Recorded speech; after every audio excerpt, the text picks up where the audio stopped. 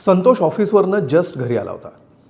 शुक्रवारची रात्र होती, उद्या शनिवार रविवार असल्यामुळे त्याला सुट्टी होती, त्यामुळे तो रिलॅक्स होता. तेवढ्यात त्याला मित्राचा फोन आला. तो म्हणाला की संतोष कुठे आहेस? तो म्हणाला मी घरी आहे.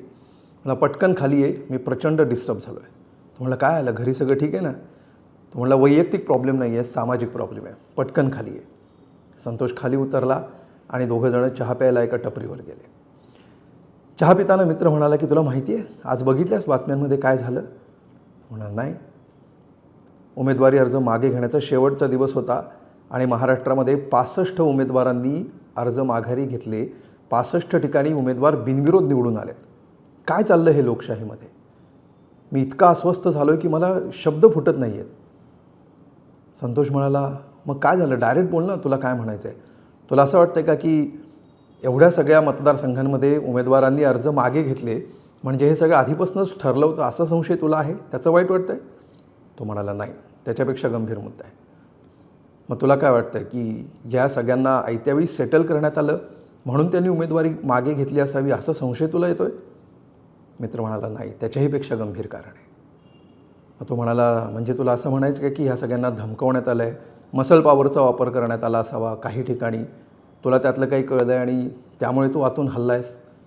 तो म्हणाला नाही, तेही कारण नाही आहे. मग पराभूत मानसिकता असेल? आपण तसेही हारणार आहोत तर कशाला उगीच लढून वेळ आणि एनर्जी खर्च करायची, या कन्सर्नमुळे असं झालं असेल? तो म्हणला तसंही नाही आहे. तर संतोषला काही सुचेना, त्याने शेवटचा ऑप्शन देऊन बघितला. तो म्हणाला कदाचित त्यांचं खरोखरच मनपरिवर्तन झालं असेल म्हणून त्यांनी माघार घेतली असेल.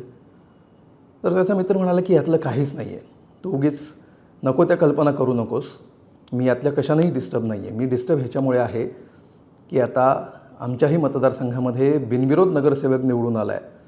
त्यामुळे सर्वसामान्य जनतेला जे पैसे मिळणार होते त्याचं काय होणार?